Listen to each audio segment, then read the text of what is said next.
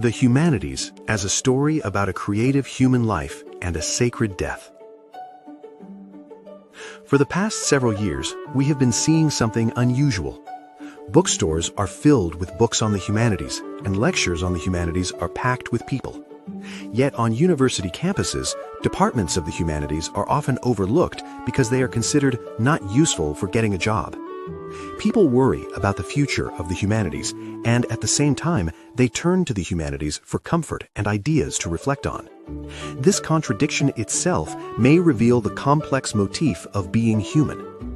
The word humanities literally means the motif of humans. The humanities are fields of study that bring together language, literature, history, and philosophy.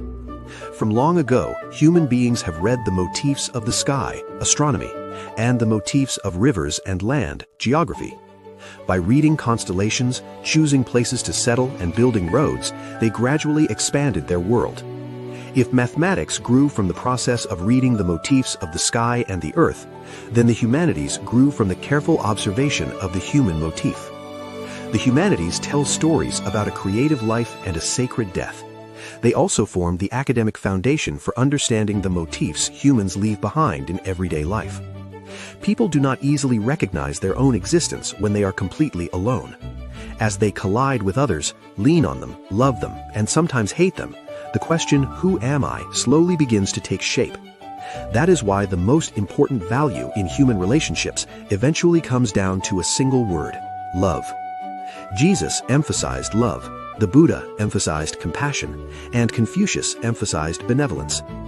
Through love between parents and children, husbands and wives, friends and neighbors, humanity has continued the seed of life. The love illuminated by the humanities shows us the ultimate purpose of our lives, and also reveals how easily people and societies fall apart when love disappears. Yet love too grows stronger through learning. To love someone well, we must first take an interest in that person. We also need to understand what kind of creative lives people before us lived, and how they accepted the end of their lives. Through stories found in literature, art, and biographies, the humanities place before us their joys and fears, their choices and regrets. Without properly learning these stories, we are bound to struggle to find happiness in our relationships with others. This is one of the great strengths of the humanities. The humanities also place great importance on history. Studying history is a way of learning both the wisdom and mistakes of those who came before us. By examining past choices and their outcomes, we understand where present problems began. When similar situations arise again, we gradually gain the ability to predict what kinds of results may follow.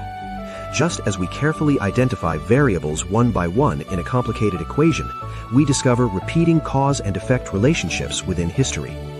Philosophy, which nurtures the power to think, is also essential.